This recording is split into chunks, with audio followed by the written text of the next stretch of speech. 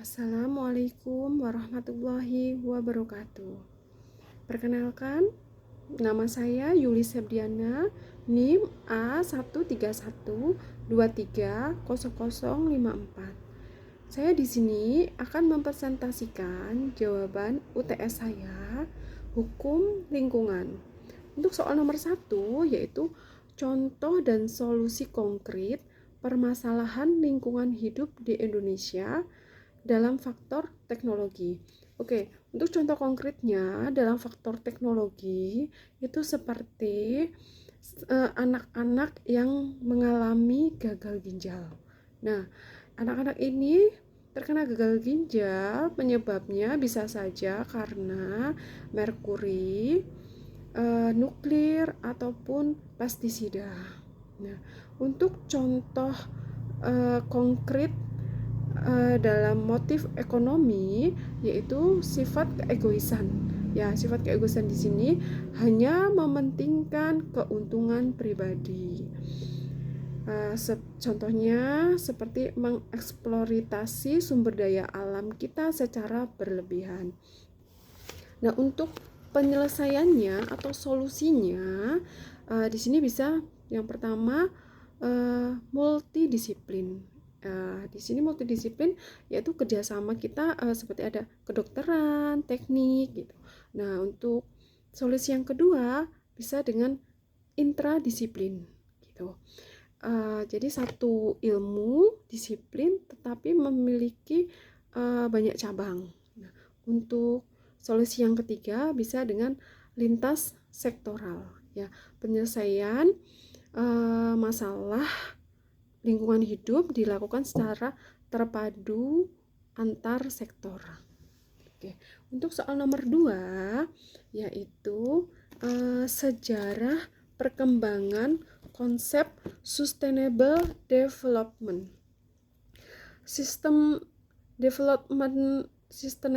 development di Indonesia ini adalah istilah dari bahasa Inggris yang berarti pembangunan berkelanjutan.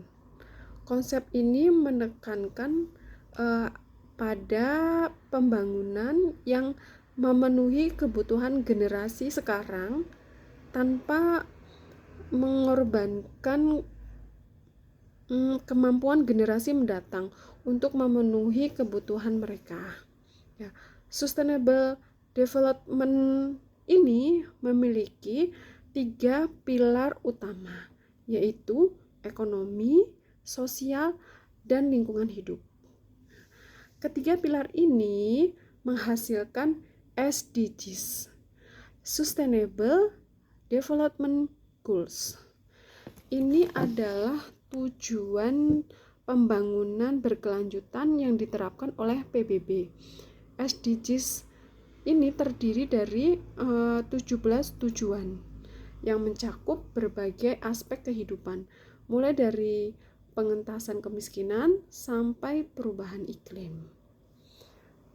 Nah, untuk soal nomor 3 yaitu satu contoh konkret penerapan konsep sustainable development.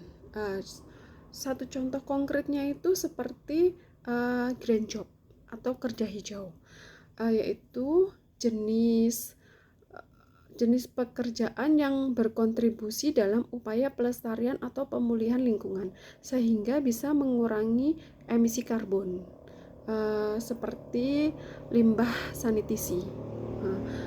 Untuk soal nomor 4 yaitu analisis Undang-Undang Nomor 32 Tahun 2009 dan analisis Undang-Undang Nomor 6 Tahun 2023.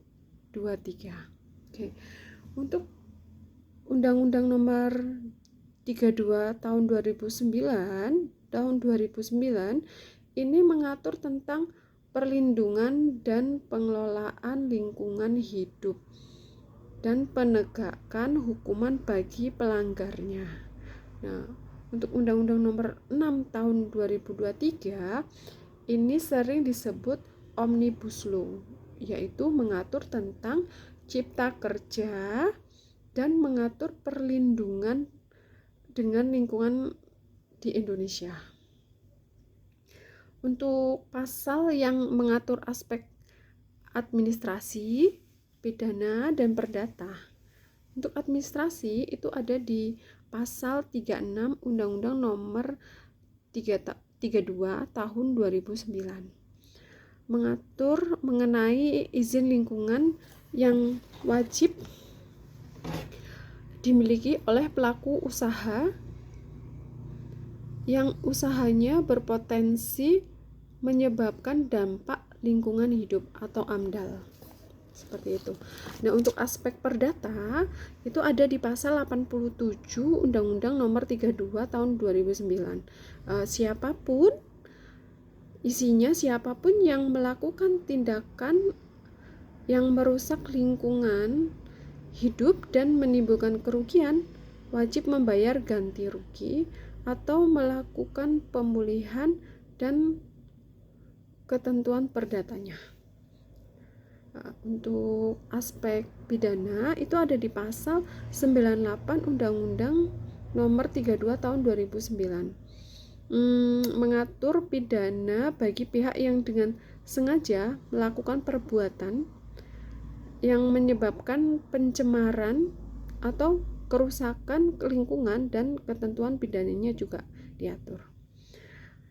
Untuk soal nomor 5 yaitu contoh asas kearifan lokal.